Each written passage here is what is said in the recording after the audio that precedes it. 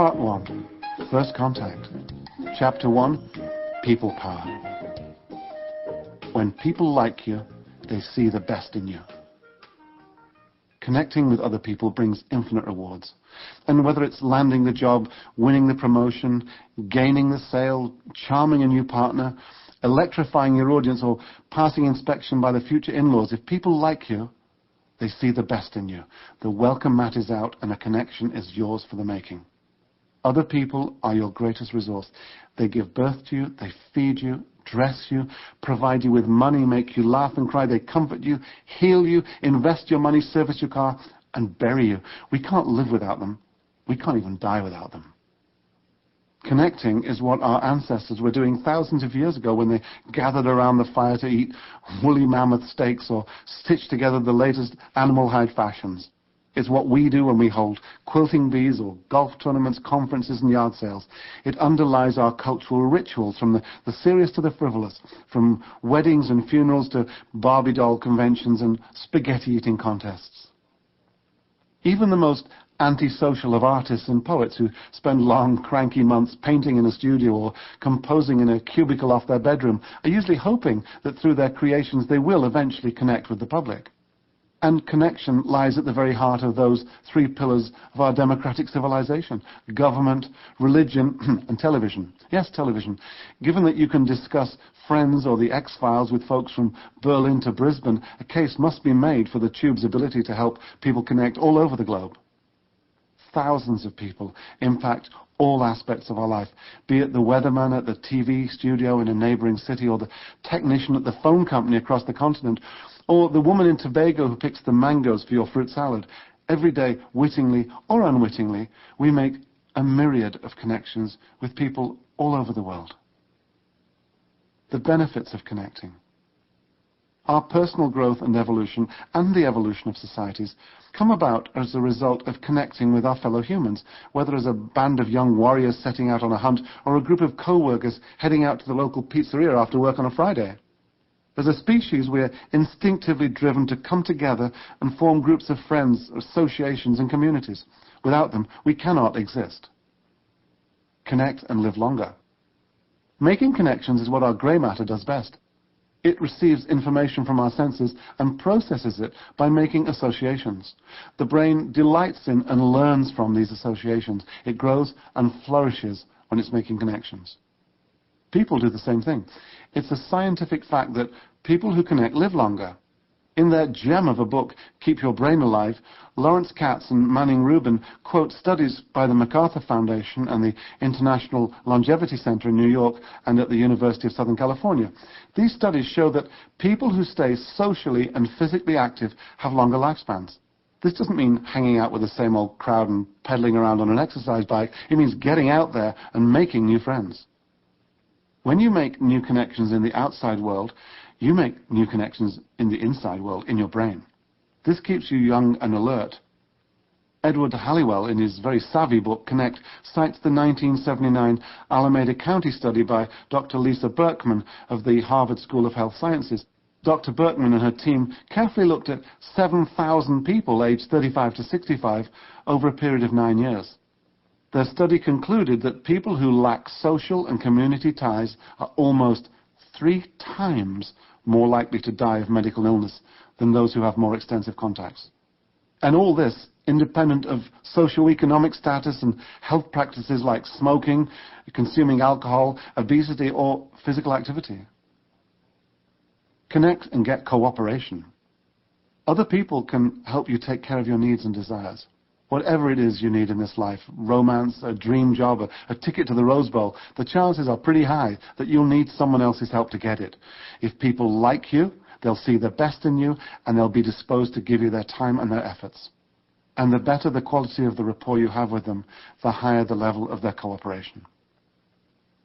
Connect and feel safe. Connecting is good for the community. After all, a community is the combination of a lot of connections, common beliefs, achievements, values, interests, and geography. Rome wasn't built in a day, and neither was Detroit.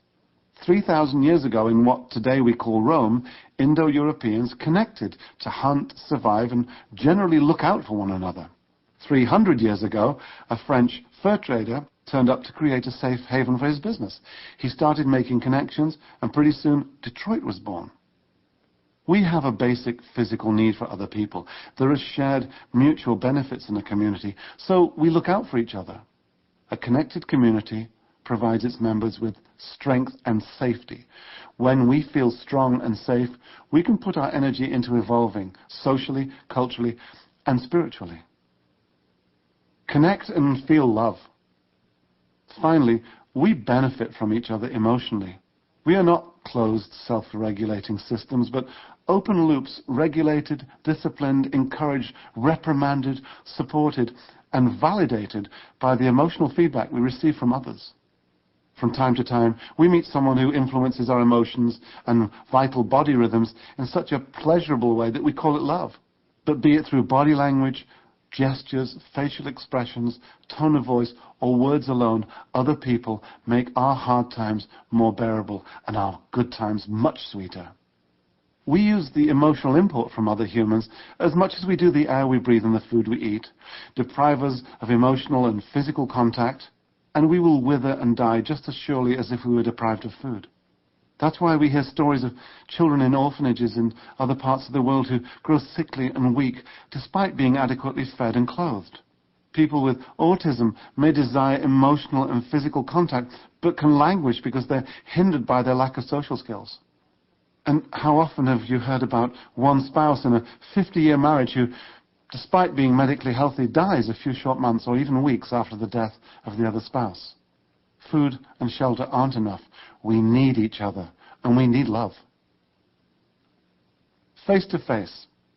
The internet has been touted as the ultimate tool for bringing people together into shared communities of interest.